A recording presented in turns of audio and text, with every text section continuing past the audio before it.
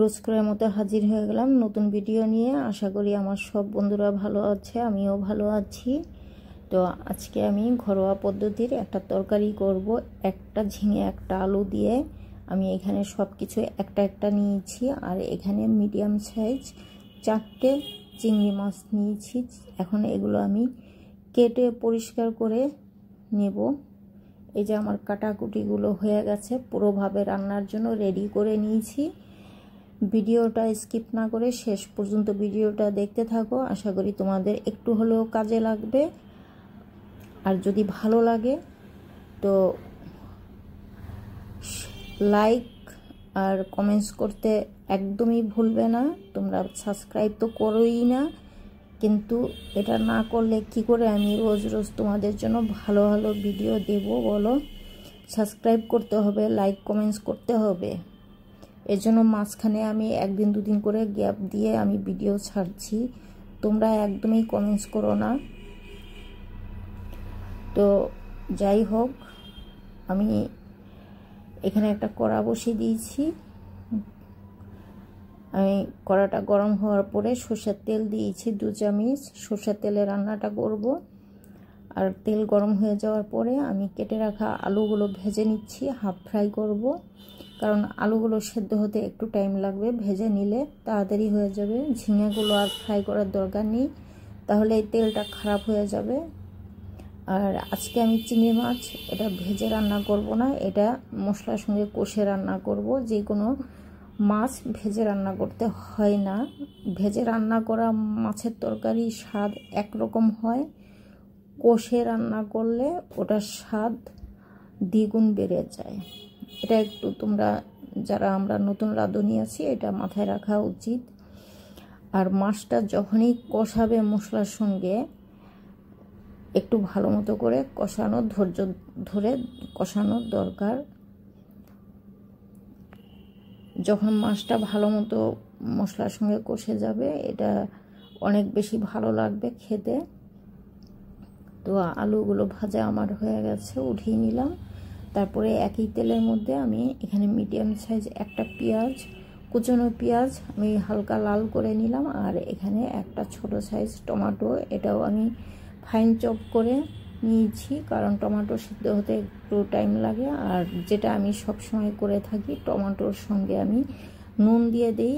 এটা করলে টমেটো পুরোভাবে মিশে যায় ঝোলের সঙ্গে। আর এখানে হাফ চামচ আদা রসুন বাটা দিলাম, এটাও আমি আদা রসুনের গন্ধটা কাটিয়ে নিচ্ছি ভালো মতো করে, টমেটো পেঁয়াজের সঙ্গে ভুনে নিচ্ছি। পাউডার মশলাগুলো আমি দেব।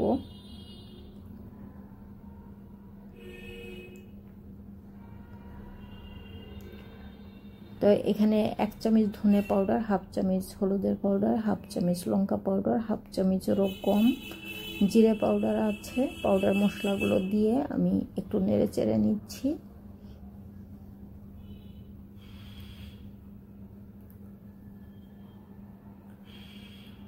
তো একটু নেড়ে চেড়ে নেওয়ার পরে এখন আমি একই বাটিতে সামান্য গরম জল দিয়ে দিলাম। গরম জল দিয়ে মশলা কষিয়ে নিলে কষানোটা তাড়াতাড়ি হয় আর টমেটো পেঁয়াজ গলে যায়।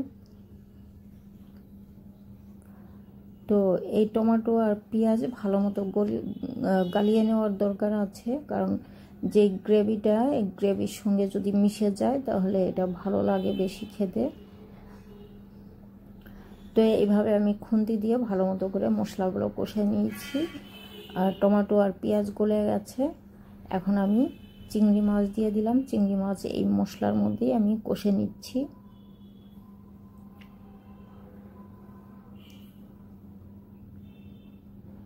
তো আমার যেসব বন্ধুরা আছো তাদের জন্য আমি বলছি, যারা নতুন রাঁধুনি একদম, তাদের জন্য একটু কঠিন হয়ে যায়। চিংড়ি মাছ তো ইজিলি হয়ে যায়, কিন্তু চিংড়ি মাছের জায়গাতে ধরো পাবদা মাছ, শিং মাছ, মাগুর মাছ, এই ধরনের মাছগুলো যদি আমরা কষিয়ে ঝোল বানাই, তো শিং মাগুর তো আমরা কিসের জন্য খাই? আমরা রক্ত হওয়ার জন্যই তো খাই।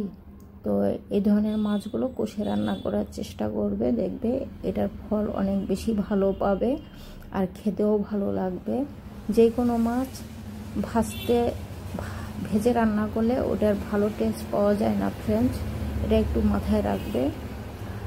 আর কিছু কিছু মাছ আছে যেটা না ভাজলেই নয়, ওটা ভেজেই ভালো হয়।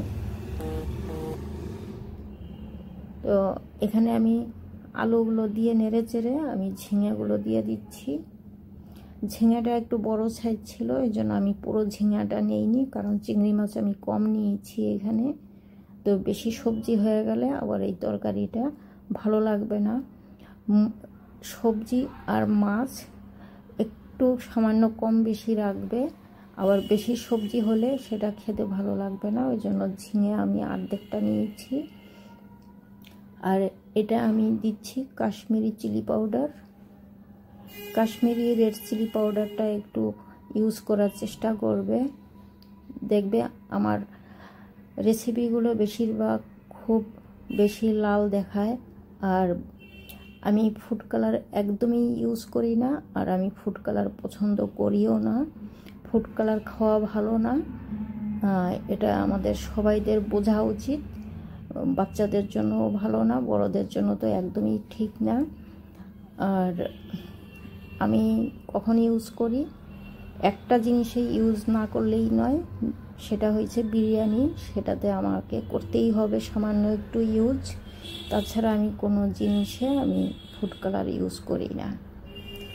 তো তোমরাও করবে না, চেষ্টা করবে একটু কাশ্মীরি রেড চিলি পাউডার, যেটা ঝাল জাতীয় রেসিপিগুলো সেই ধরনের রেসিপিতে কাশ্মীরি চিলি পাউডার ইউজ করি আমি। তো আশা করি তোমরা বুঝতে পেরেছ। আমার কষানো হয়ে গেছে সবজি আর মাছ। এখানে আমি 1 কাপ আর হাফ কাপ, মোট 1.5 কাপ জল দিয়েছি।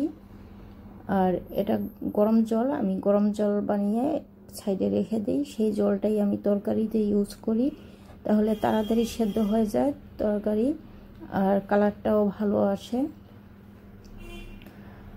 তো 1.5 কাপ জল দেওয়ার পরে আমি 10 মিনিটের জন্য ঢেকে দিয়েছিলাম। 10 মিনিট পর আমি ফিরে এসেছি।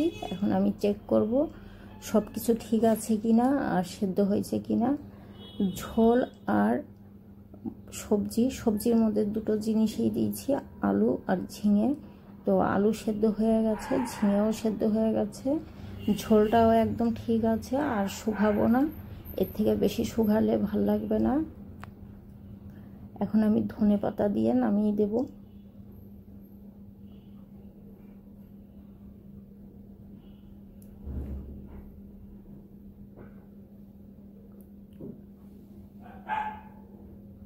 তো এই তো খাওয়ার জন্য পুরোভাবে রেডি হয়ে গেল আলু ঝিঙে দিয়ে চিংড়ি মাছের তরকারি। এটা হলে আর ডাল লাগে না। তো আশা করি আমার ভিডিও তোমাদের ভালো লাগবে, আর ভালো লাগলে কমেন্টস করবে। আজকের মতো এইখানেই, আবার দেখা হবে নতুন ভিডিও নিয়ে। ভালো থেকো, সুস্থ থেকো, আর আমার চ্যানেল সাবস্ক্রাইব করতে একদমই ভুলবে না।